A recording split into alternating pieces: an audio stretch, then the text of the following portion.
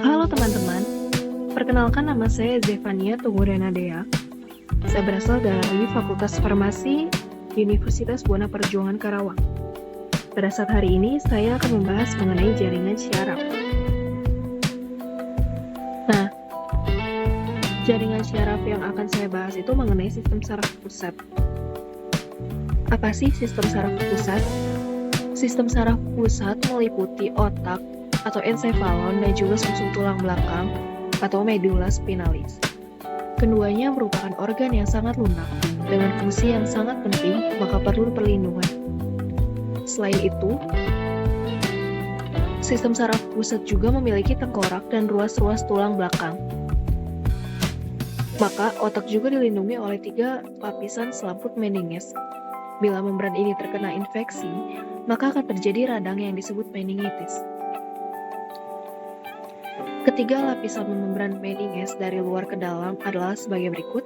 Yang pertama itu ada durameter, yang terdiri atas 2 lapisan yang terluar bersatu dengan tengkorak sebagai endosperm, dan lapisan lain sebagai durameter yang mudah dilepaskan dari tulang kepala. Yang kedua ada arachnoid mater. Disebut demikian karena bentuk seperti sarang laba-laba. Di dalamnya terdapat cairan yang disebut liquor cerebrospinalis, semacam cairan limfa yang mengisi sela-sela membran arachnoid.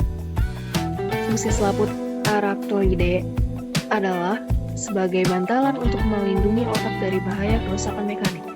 Yang ketiga ada pia meter, lapisan terdalam yang mempunyai bentuk disesuaikan dengan lipatan-lipatan permukaan otak. Nah, pada saat hari ini kita akan membahas 2 bagian ini, yaitu ada otak, ensefalon, dan juga sumsum tulang belakang, medula spinalis. Otak. Otak terbagi atas 5 bagian. Ada otak besar atau cerebellum, otak tengah mesencephalon, otak kecil cerebellum, sumsum sambung, medula oblongata, dan yang terakhir ada jembatan Farol atau pons Faroli. Kita akan membahas otak besar terlebih dahulu atau cerebellum.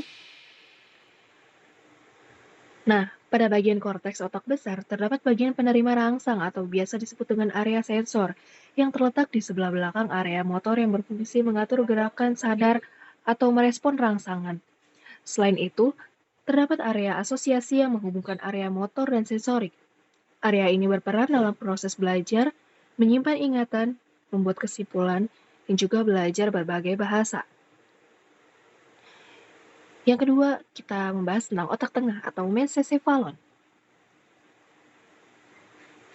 Mesencephalon atau otak tengah terletak di depan otak kecil dan juga jembatan Farol.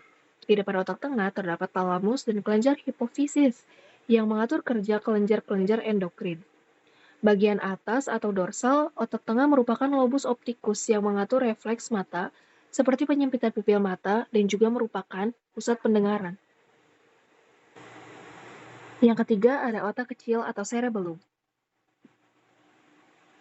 Cerebellum ini memiliki fungsi utama dalam koordinasi gerakan otot yang terjadi secara sadar, keseimbangan, dan juga posisi tubuh.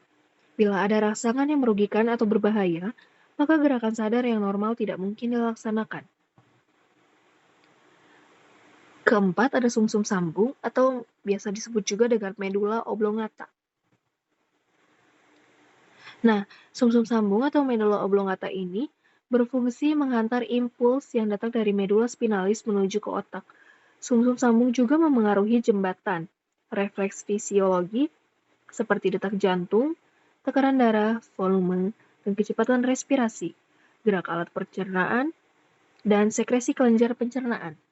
Selain itu, sumsum sambung juga mengatur gerak refleks yang lain seperti bersin, batuk, dan juga berkedip. Yang terakhir bagian otak yaitu merupakan jembatan Farol atau pons Faroli. Jembatan Farol berisi serabut saraf yang menghubungkan otak kecil bagian kiri dan kanan, juga menghubungkan otak besar dan sumsum tulang belakang. Oke, bagian yang kedua kita akan membahas mengenai sumsum tulang belakang atau medula spinalis.